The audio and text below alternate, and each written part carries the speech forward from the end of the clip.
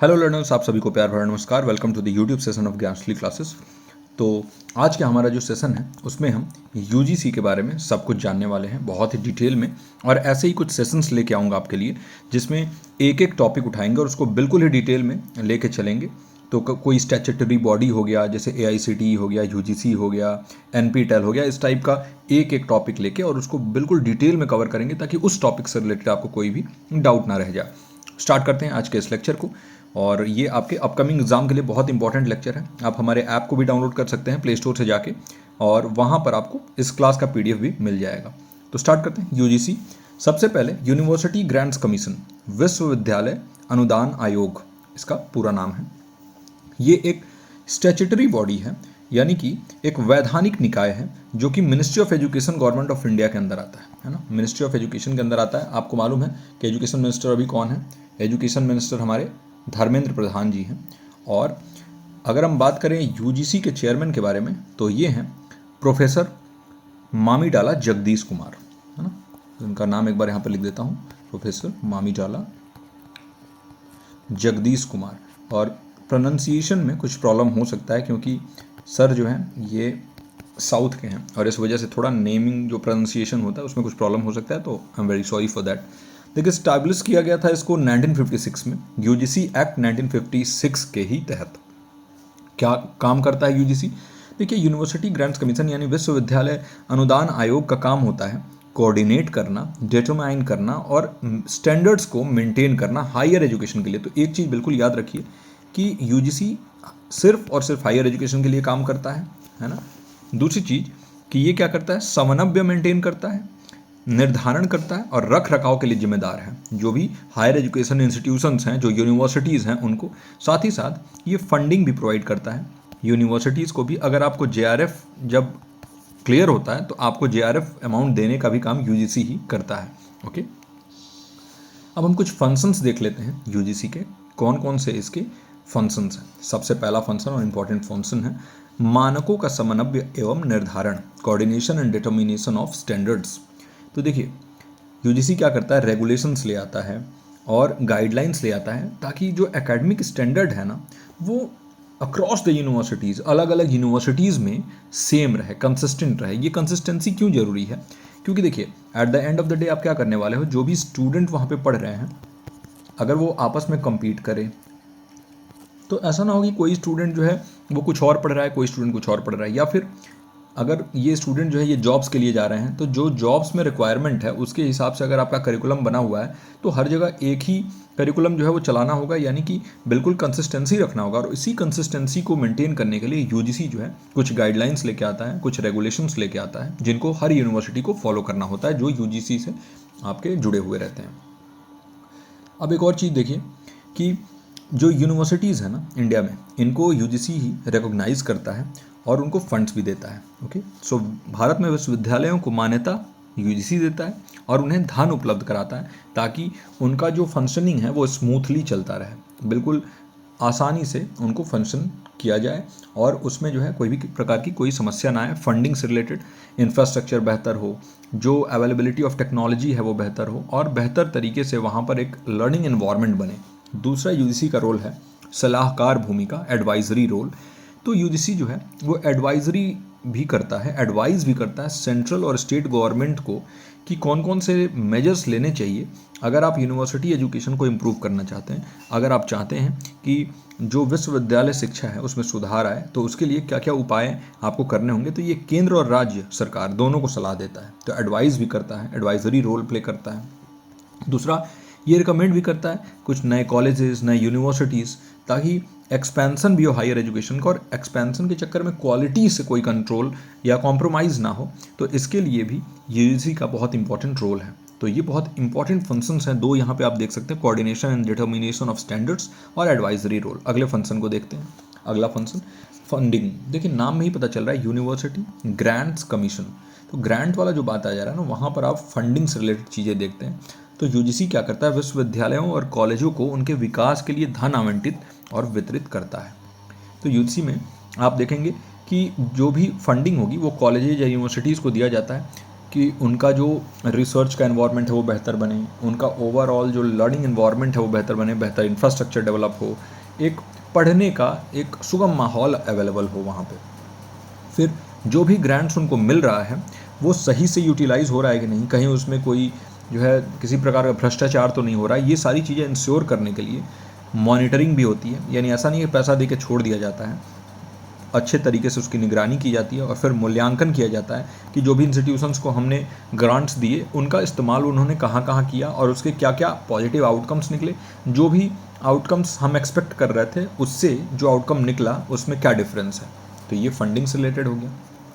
अगला है monitoring and evaluation, यानी निगरानी और मूल्यांकन। तो देखिए यूजीसी जो है वो मॉनिटर भी करता है स्टैंडर्ड सेट करने के बाद कि कौन कौन से स्टैंडर्ड्स रहेंगे टीचिंग के लिए, एग्जामिनेशन किस तरीके से होगा, रिसर्च जो है वो किस तरीके से और ज़्यादा बेहतर बने, और इसके लिए जो है ना वो स्टैंडर्ड सेट करता है, फिर मॉनिटर भी करता है। बीच बीच में इंस्पेक्शन होता है। ऑडिट आप समझते हो ना, ऑडिट मतलब कोई भी इंडिपेंडेंट बॉडी आती है वो निरीक्षण कर लेती है, इंस्पेक्ट करती है और बिल्कुल ही अनबायस तरीके से ऑडिट होता है। थर्ड पार्टी ऑडिट हम इसको बोलते हैं, मतलब इसमें कोई भी यूनिवर्सिटी के लोग जो है ना इन्वॉल्व नहीं होंगे, ताकि जो भी स्टैंडर्ड्स बताए गए हैं उसको अडहेयर कर रहे हैं कि नहीं, उसको जो है वो सुनिश्चित कर रहे हैं कि नहीं, जो भी कॉलेजेज या यूनिवर्सिटीज़ हैं उसको चेक करने के लिए ये मॉनिटरिंग एंड इवैल्यूएशन किया जाता है।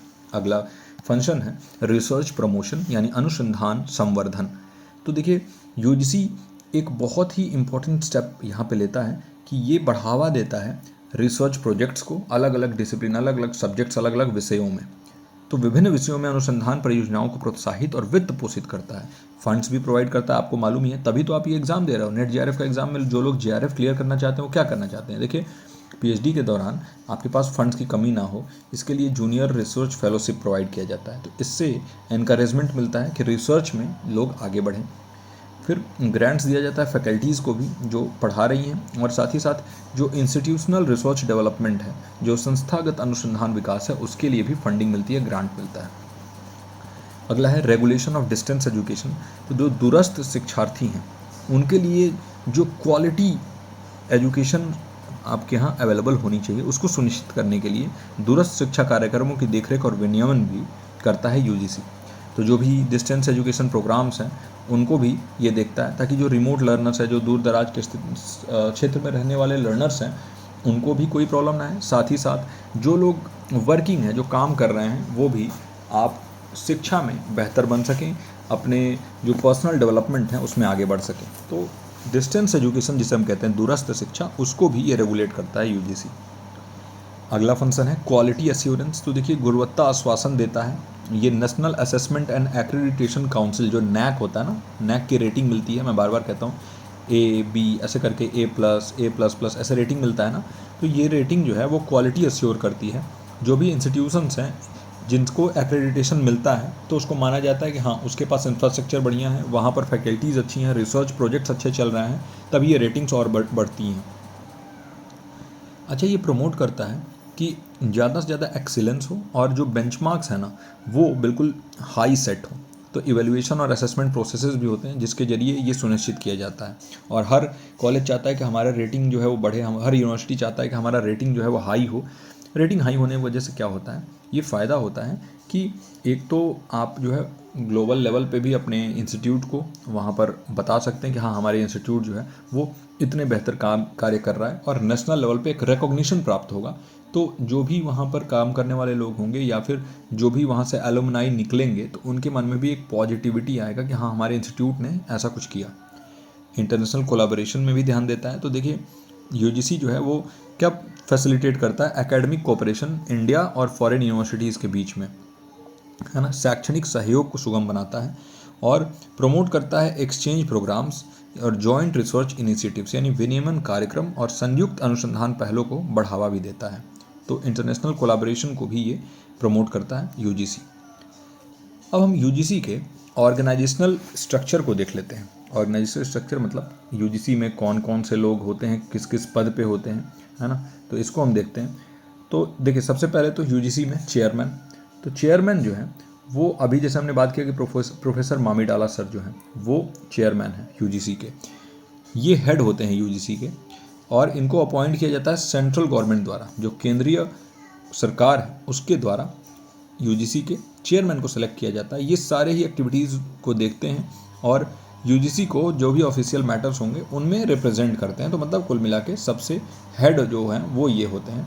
और देखिए अगर मैं बात करूँ जगदीश कुमार मामीडाला सर जो हैं उनकी, तो उन्होंने मास्टर्स किया हुआ है और पीएचडी की है इलेक्ट्रिकल इंजीनियरिंग में, और ये आईआईटी मद्रास से जुड़े हुए हैं। तो ये हैं। और अगर हम बात करें अगले जो उनके बाद जो आने वाले हैं यूनिवर्सिटी ग्रांट कमीशन में, तो वो हैं वाइस चेयरमैन। वाइस चेयरमैन जो है ना वो असिस्ट करते हैं चेयरमैन को, ताकि यूजीसी के जो फंक्शंस हैं ना वो स्मूथली चलती रहे, है ना। तो इसमें ये असिस्ट करते हैं। अच्छा, वाइस चेयरमैन की अगर बात करें तो अभी के लिए जहाँ तक मुझे याद है कि प्रोफेसर दीपक कुमार श्रीवास्तव ये हैं अभी वाइस चेयरमैन। ठीक है, याद रखिएगा, दीपक कुमार श्रीवास्तव।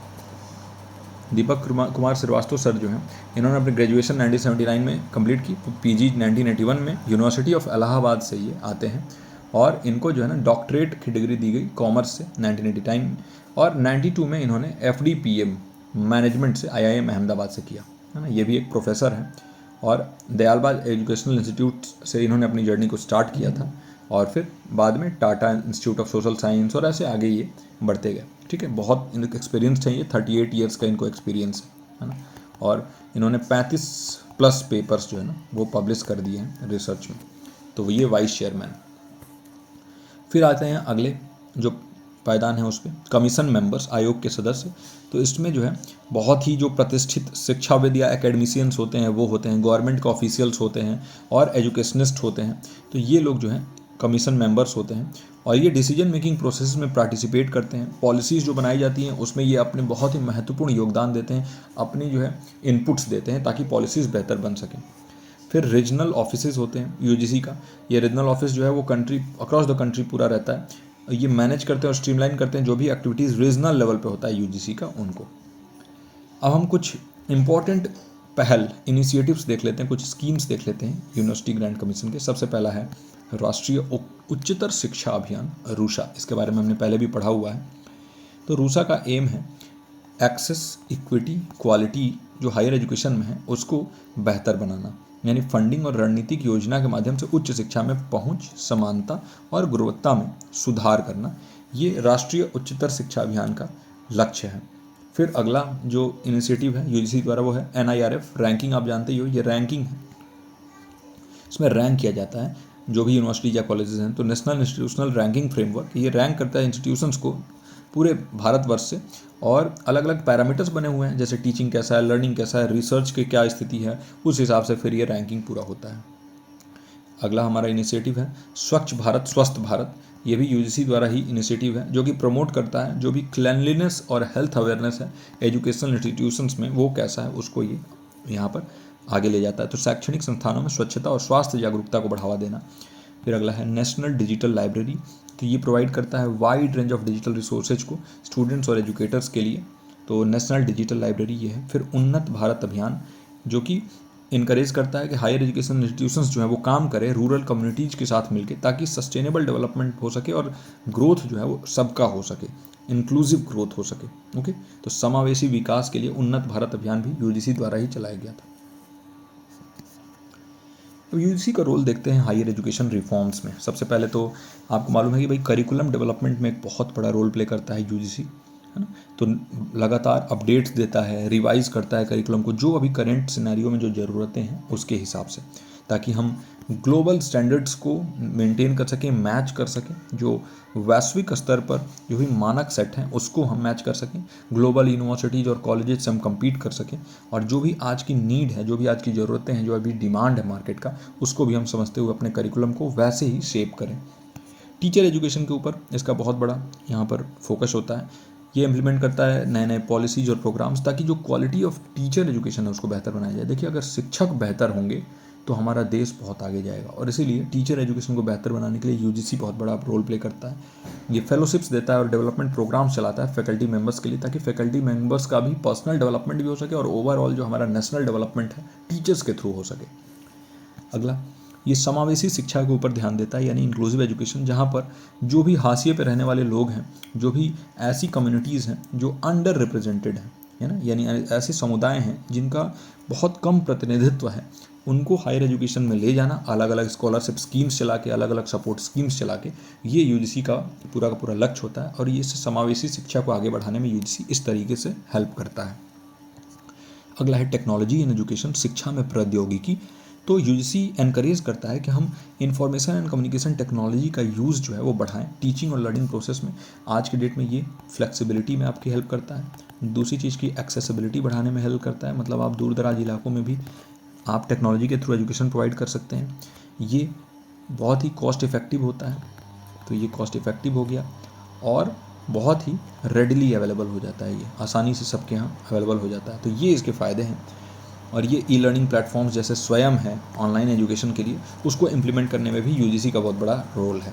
तो स्वयं के बारे में हमने ऑलरेडी पढ़ लिया है, तो अगर आपने नहीं पढ़ा तो आप प्लेलिस्ट में जाकर उस वीडियो को देख सकते हैं। ओके, तो निष्कर्ष क्या निकलता है यूजीसी के बारे में अगर देखें तो क्या निष्कर्ष निकलता है? देखिए, यूनिवर्सिटी ग्रांट्स कमीशन जो है ना एक इम्पॉर्टेंट रोल प्ले करता है जो हायर एजुकेशन भारत में है उसके पूरे लैंडस्केप को, परिदृश्य को आकार देने में। और ये स्टैंडर्ड सेट करता है, ये फंडिंग देता है जो भी इंस्टीट्यूशंस है, कॉलेजेज हैं उनको, रिसर्च को ये प्रमोट करता है और क्वालिटी को श्योर करता है कि जो हायर एजुकेशन उच्च शिक्षा है उसमें गुणवत्ता मेंटेन रहे और हम ग्लोबल लेवल पे कम्पीट कर सकें। एक हमारा जो एजुकेशन सिस्टम है वो ग्लोबल एजुकेशन सिस्टम के बिल्कुल साथ साथ चले, बल्कि उसको लीड भी करे। और यूजीसी यही इंश्योर करने के लिए जो है ना अलग अलग तरीके के नए नए स्कीम्स चलाता रहता है, अलग अलग तरीके के नए नए इनिशिएटिव्स लाता रहता है। अलग अलग जो इनिशिएटिव्स हैं, जो रिफॉर्म्स हैं ना, उन्होंने भी बहुत अच्छे से कंट्रीब्यूट किया है हमारे इंडिया के डेवलपमेंट में, मॉडर्नाइजेशन हायर एजुकेशन का जो है उसमें आप देख पाते हैं। जैसे आज हायर एजुकेशन में हम एकेडमिक बैंक ऑफ क्रेडिट देख पाते हैं, आज हायर एजुकेशन में हम जो है CBCS choice based credit system देख पाते हैं। ये फ्लेक्सिबिलिटी हमको मिलता है कि हम जो है वो इंटरडिसिप्लिनरी सब्जेक्ट्स में मास्टर्स कर ले रहे हैं और बैचलर्स कर ले रहे हैं। ये सब पॉसिबल हो पाया है यूजीसी के ही इनिशिएटिव्स द्वारा। तो आई होप कि आज के इस यूजीसी के ऊपर इस डिटेल वीडियो में आपने बहुत कुछ सीखा होगा। और आप अगर जो है दिसंबर के लिए बैच देख रहे हैं जिसमें आपको अच्छे से डिटेल्ड क्लासेस मिलें, तो आप ज्वाइन कर सकते हैं हमारे बैच को। हमारे बैचेस दिसंबर के लिए एडमिशन ओपन रहेगा, क्योंकि अभी क्लैरिटी नहीं हो रहा था ना कि अगस्त में कब एग्ज़ाम है, कब क्या होगा। इसी वजह से हमारा जो है एडमिशन क्लोज़ करने का जल्दी से इरादा था। लेकिन अभी चूँकि अगर अगस्त वाला एग्ज़ाम होता है तो फिर उसमें दिसंबर वाले लोग भी जो है ना आगे बहुत ज़्यादा टाइम नहीं बचेगा, तो इसलिए हमारी ये क्लासेस स्टार्ट हैं। अगर आप जुड़ना चाहते हैं तो उससे भी जुड़ सकते हैं। तो बहुत बहुत धन्यवाद आपका इस वीडियो को देखने के लिए। अगर आप एक लाइक कर देंगे तो इस वीडियो को यूट्यूब थोड़ा पुश करेगा, जो एल्गोरिथम है यूट्यूब का वो और लोगों तक इस वीडियो को पहुंचाएगा, लोगों का मदद होगा और हमें भी थोड़ा मोटिवेशन मिलेगा। इस वीडियो में यहीं तक मैं मिलता हूं आपसे अगले वीडियो में। टिल देन आप अपना और अपनों का ख्याल रखिए। नमस्कार।